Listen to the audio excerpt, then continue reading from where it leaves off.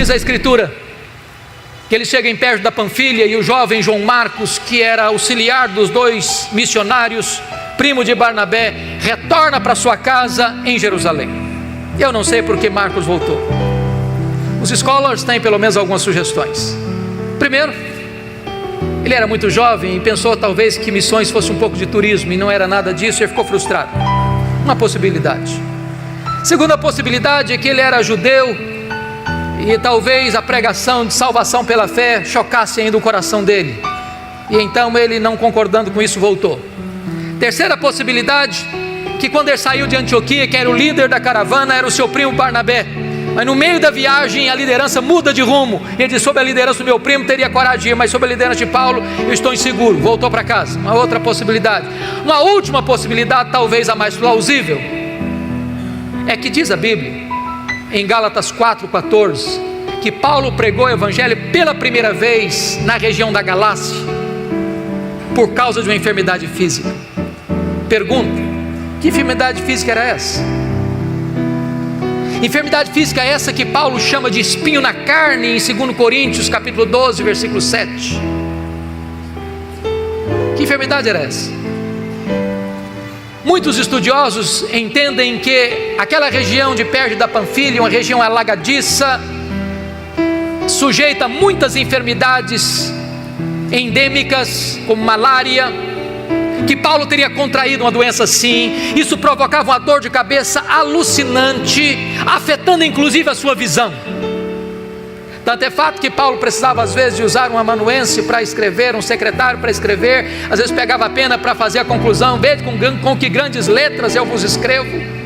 Quando ele estava diante do Sinédrio em Jerusalém, o chefe daquela sessão manda bater em Paulo, e Paulo o chama de parede branqueada, talvez porque via tudo lusco-fusco, não sei.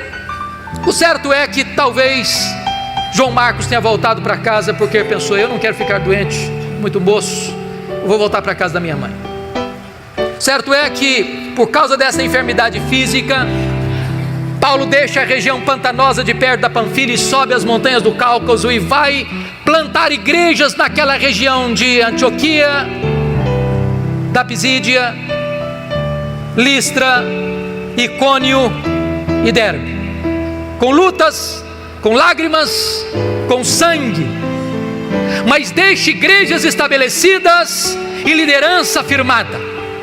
E agora ele retorna da primeira viagem, conforme Atos 14, 27, confira comigo.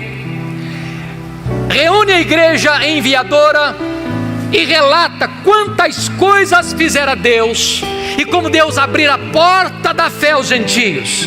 Nota de rodapé: há espaço para se testemunhar as vitórias de Deus na obra missionária na igreja. Não há espaço, entretanto, para projeção humana na igreja. Não relataram eles quantas coisas fizeram eles, mas quantas coisas fizera Deus. Nós somos apenas os instrumentos, quem faz a obra é o próprio Deus. Mas percebam uma coisa, amados: quando a obra de Deus avança, a oposição surge.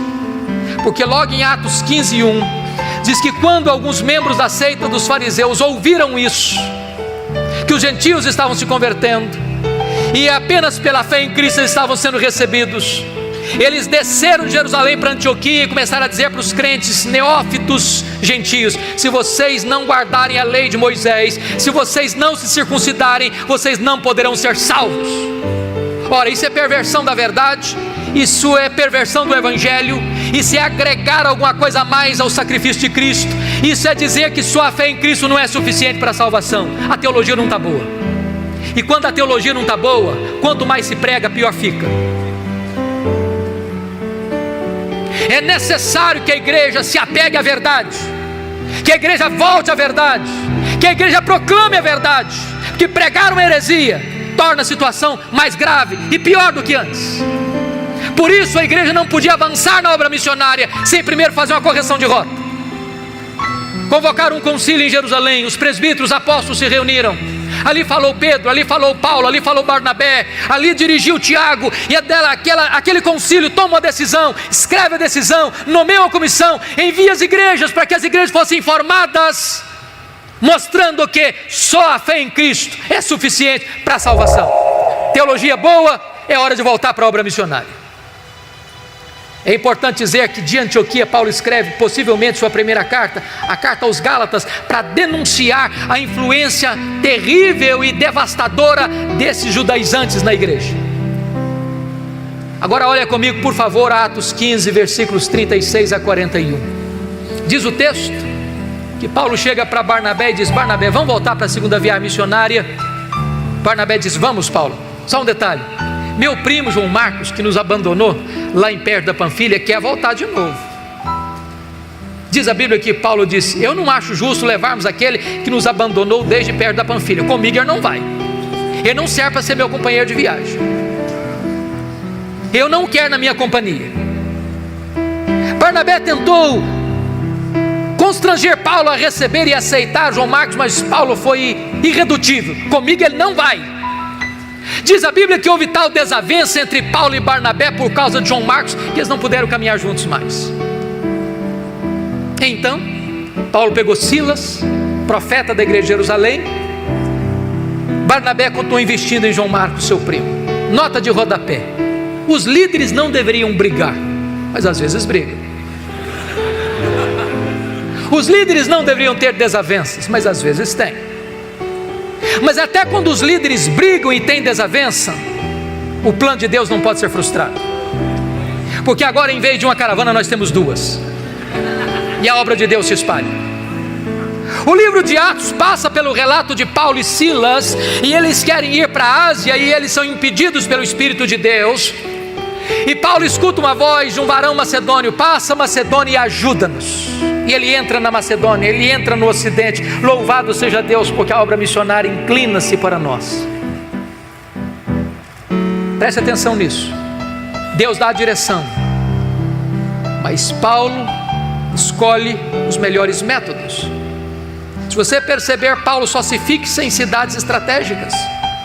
Filipos era a colônia romana, Tessalônica era a capital da Macedônia, Bereia, importante cidade da região, Atenas, capital intelectual do mundo, Corinto, capital da Caia. O que ele está nos ensinando? Estratégias missionárias. Vamos plantar uma igreja? Vamos. Em que cidade? Vamos comprar um terreno para construir um templo? Vamos. Em que bairro? Em que rua? Que terreno vamos comprar? Porque às vezes nós compramos o pior terreno, da rua mais escondida, do bairro mais distante, da cidade de mais difícil acesso, e ficamos 40 anos com uma congregação. Há poucos dias um seminarista me disse que ele trabalha numa congregação presbiteriana que tem 120 anos como congregação, nunca foi organizada igreja. Se nós plantássemos igrejas estratégicas podem influenciar a sua micro-região, e é isso que Paulo está nos ensinando. Mas quando você faz a obra de Deus, pela direção de Deus e pela melhor metodologia, não significa que você vai ter vida fácil. Paulo foi preso e açoitado em Filipos, Paulo foi escorraçado em Tessalônica, Paulo foi enxotado em Bereia, Paulo foi chamado de tagarela em Atenas e foi chamado de impostor em Corinto.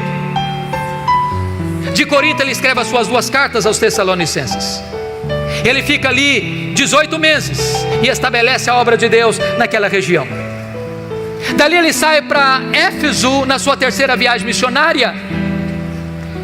Éfeso era a capital da Ásia Menor, uma cidade cosmopolita de mais de 300 mil habitantes na época, onde ficava o templo de Diana, 8 vezes maior do que o Partenon.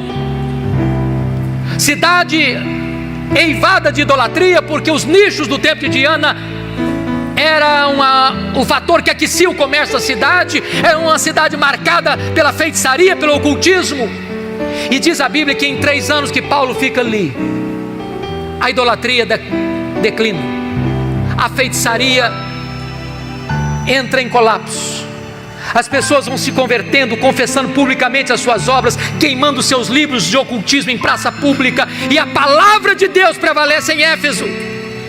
E nos 3 anos que Paulo passa ali, ele influencia toda a Ásia Menor. Quando você lê o relato das igrejas do Apocalipse, Éfeso, Esmirna, Pérgamo, Tiatira, Sardes, Filadélfia e Laodiceia. Essas igrejas tiveram um profundo impacto do ministério de Paulo nesses 3 anos em Éfeso, e passa a ser a igreja mais estratégica do Novo Testamento, porque na verdade Paulo manda para lá 2 cartas, as 2 cartas a Timóteo, quando era pastor de Éfeso.